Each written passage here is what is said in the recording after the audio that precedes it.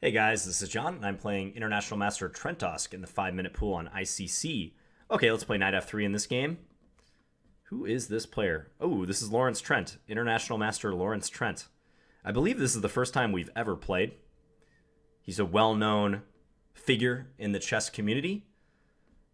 Yeah, I didn't recognize it because this is the Irish flag, right? He's not Irish, he's English. Maybe he's in Ireland at the moment, for all I know. And we have a Catalan on our hands by transposition. Okay, we'll play queen c2, just go after this pawn. If a6, I'll play the trendy line with a4. I think Lawrence is retired from tournament play, although he does play, I saw he plays in the German Bundesliga. But I suspect he still stays up on his theory because he's the manager of Fabiano Caruana.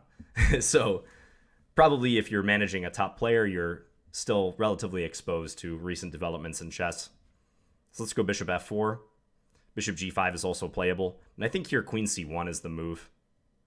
I played this a couple times in online play. So you come back and you defend f4 and you prepare to take with the queen.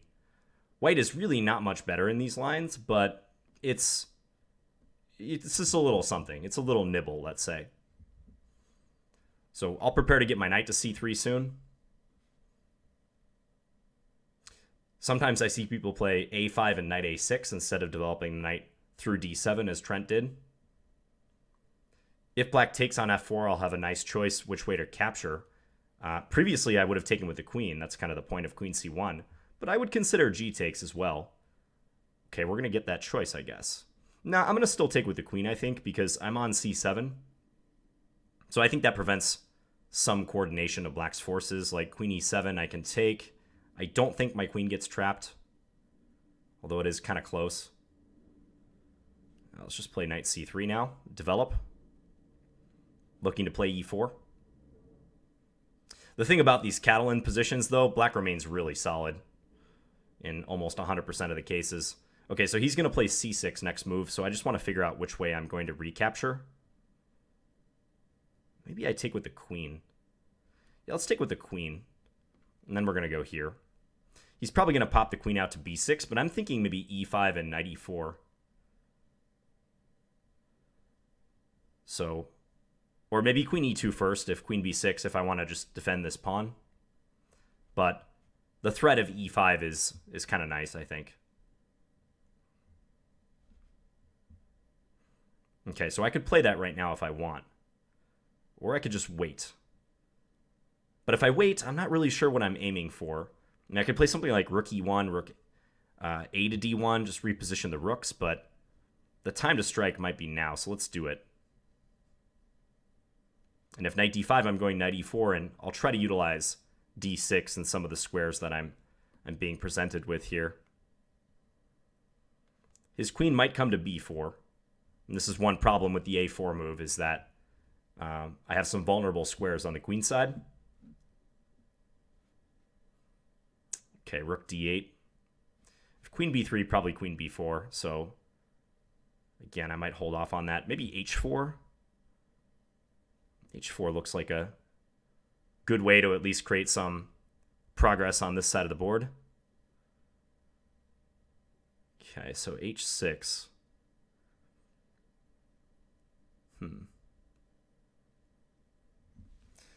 I kind of want to drop my queen back to e2, but I also want to keep it available to operate on the king side. But I think this is prudent. Let's do this. I'm not jumping into d6 quite yet. I'm going to wait and see how black arranges their forces before making that determination.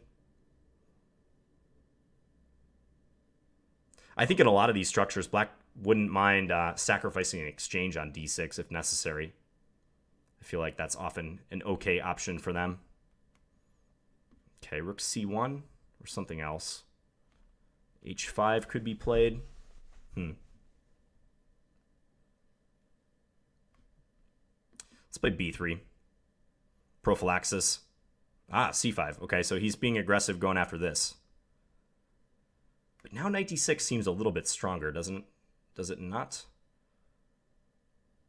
Queen b5, another move I'm looking at. Queen b5, c takes d4, rook takes d4. He has knight c2 at the end, however. Okay, let's play the knight into d6. We're going to go after this pawn. See what we can get there.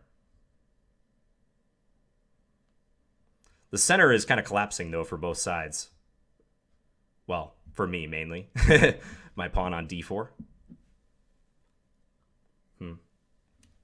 So take b7, and then maybe take a5. That actually looks pretty good. Let's do that. We'll take here. Because I do win that pawn. I mean, he's got the d pawn, but I have that in my sights right now. So I think it's all right. Can play d3. Okay, he's not. Can I just take on d4? What is your remedy to that? I don't see what he's going to do against it. Okay. It's a nice pawn to win. I'm threatening rook takes b4, rook takes b4, knight c6 now. Which would be very bad for him, so I think I can just do that. Do I want to pull the trigger on it so soon? Take, there. Yeah, I think that's good, and it's a simplifying operation, so let's just do it. He's going to take that way. Smart.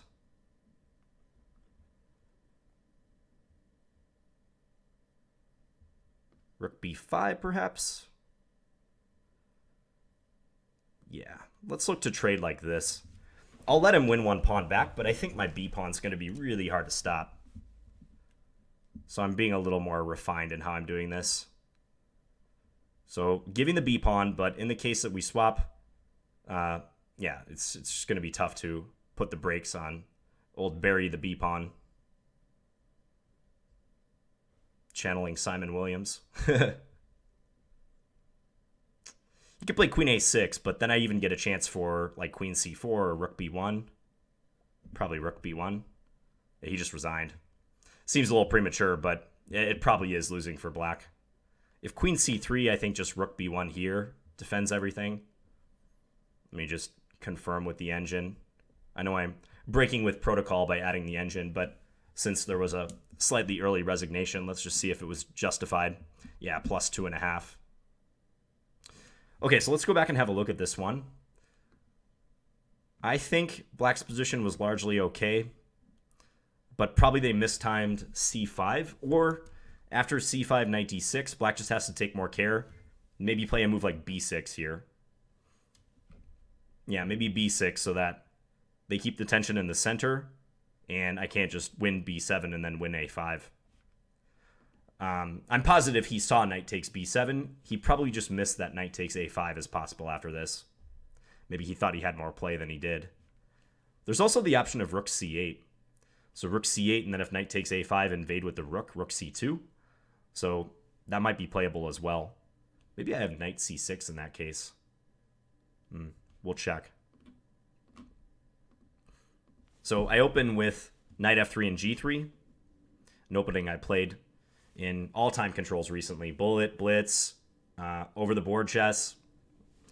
I've really started to grow into these systems. I like them. You delay a lot of the action till the middle game. And I'm not a player who like strives to win in the opening too often. Like, I very rarely win games just based on opening preparation. At the higher level, I think openings are probably slightly my weaker suit. So I kind of like postponing the battle to the middle game. That's where chess really intrigues me. I mean, I'm impressed sometimes by people's opening preparation, but for me, there's more to chess than just memorizing lines. So after a6, white used to play queen takes c4 with more frequency than they do a4, but in the past few years, this move has overtaken queen takes c4 because it stops b5. It really frustrates black's attempt to play the b5 pawn advance. And for those who are not familiar with this, the reason why it frustrates that is if b5 we can take, and black is unable to recapture because of the hanging rook on a8. So bishop d7, take here, bishop c6. I just developed the bishop out to f4. And bishop d6, this is all theory that I'm aware of. Right around here, I'm kind of out of book. I've seen lines and positions like this before. In fact, I think Andrew Tang played a5 against me here, and then tried to bring his knight in like this. That might be a better plan than what Trent did here as black. Because I feel like on d7, the knight, it's not terribly placed. It can go to b6 later, but that b4 square is probably where it wants to be. So, knight bd7, rook d1, take. Okay, let's just add the computer in right about here. I'm curious which way it will say I should capture. Yeah, take with the queen. I could take with the pawn, which kind of strengthens a knight e5 jump, but the problem with all of these moves are that they entail exchanges. The swap on f4, knight e5 would also trade at least one or two sets of minor pieces. So white does gain a certain stranglehold on the e5 square by taking this way, but I don't know if it's worth it. Probably not. So queen takes instead. a5. Yeah, now black took, and they're going to arrange their structure with c6 coming. Perfectly consistent with giving up the light square bishop. Now I played e4. But as you can see, black is holding their own. e5 is the suggested move here. That must be because if takes, black can take with the knight, and they're on my queen. So they're not just losing their queen straight up. Yeah, e5 is interesting. If e5 is just possible here, that means I have to take a more refined approach. Like the engine says play a build-up move like rook ac1. That way if e5, probably I push past with d5. Yeah, and this is better. Keeping the diagonal open. Because when I put that pawn on e4, the downside is I block my bishop on g2. So here e5, d5 is not as bad of a deal for black. I don't have as much influence on this diagonal. So black played queen e7, and then I decided to try to make use of this e5 knight e4 operation right away. I'd like to get the knight into d6, but I'm not like married to that idea, as you saw. I was trying to hold off on that. White looks a bit for choice here. I mean, black has options. Like they could try to undermine my center with f6, but that would entail a weakening of the e6 pawn, because probably if f6 I'm swapping, and then something like this will occur. Although it must be said, black has good outposts for the knight in the center, especially on d5. So the weakness of e6 may not be a huge issue. And we must remember that my d-pawn is isolated as well. Yeah, modest advantage for white, if anything here. That's how it goes in the Catalan, though. I mean, this is an opening where you're really trying to squeeze water from a stone sometimes. And some of the main lines of the Catalan, like... Theory says white is slightly better, but that means like black is just right on the verge of equality. And white might be able to like push this small theoretical advantage into the middle game, and for a top player, like that's good enough. They can work with that as white. Here I played the queen back to e2. I was a little bit worried that black might play f6, although given that they played h6, I feel that's somewhat less likely now. Here I played b3. I thought this was just nice as prophylaxis to defend the a-pawn. I saw that I could try rook c1, but like knight a2 might be possible, harassing the rook. So I think b3 is nice. Like my queen has control over the second rank now, and I've solidified my pawns to some extent.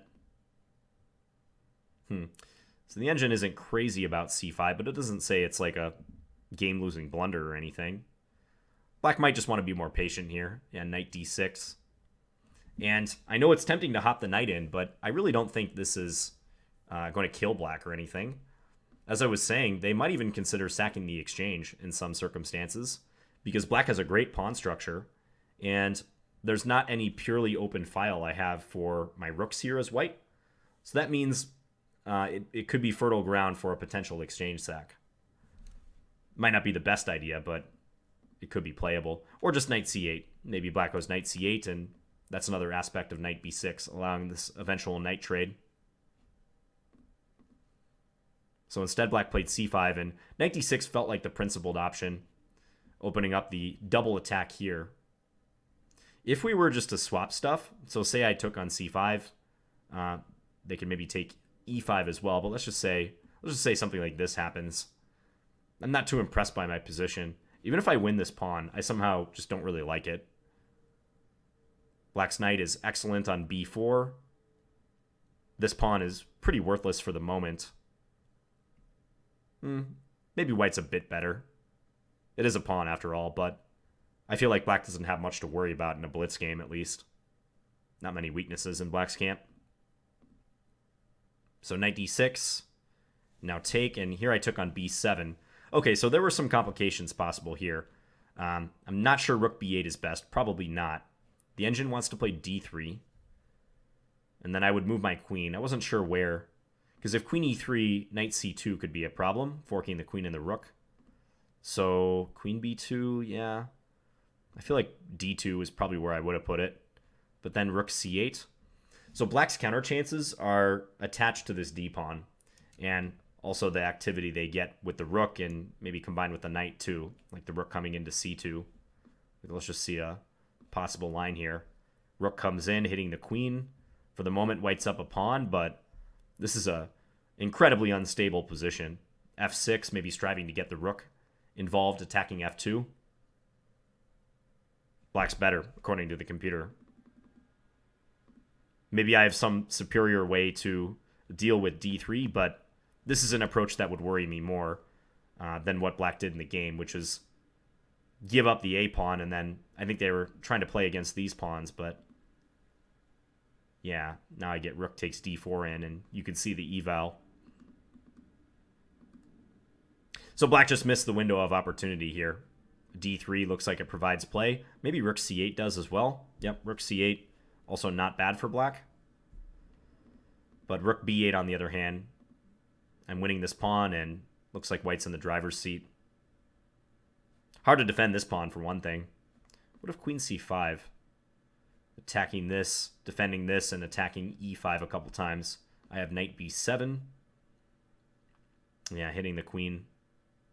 Queen takes e5, swap, and then I assume a5. Just trying to run. Because I can't take here due to knight c2 with the fork. Although even in this case, yeah, let's say like this happens. These pawns are intimidating, and they're rushing down the board quickly, supported by my bishop. So black played knight c5, I took d4, queen a7, and now we just simplify the position. Rook takes b4.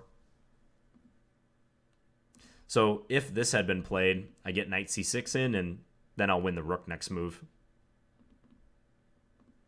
As played, it's probably best for black to drop their queen back. Yeah, queen a7 is the computer saying. Because I feel like this endgame, if they take and then take b3 at the end, is probably just losing. I mean, let's say like rook a7. I probably would have played that move. My b-pawn's coming down, and with rook a8 coming up, it doesn't look like black can defend. Maybe even rook a8 is possible right away. The engine wants to go rook a3, but what about this? Just swap. Knight c5. Yeah, this pawn is just going through, isn't it? Oh, knight d7. They do get back in time. So what if I play here first?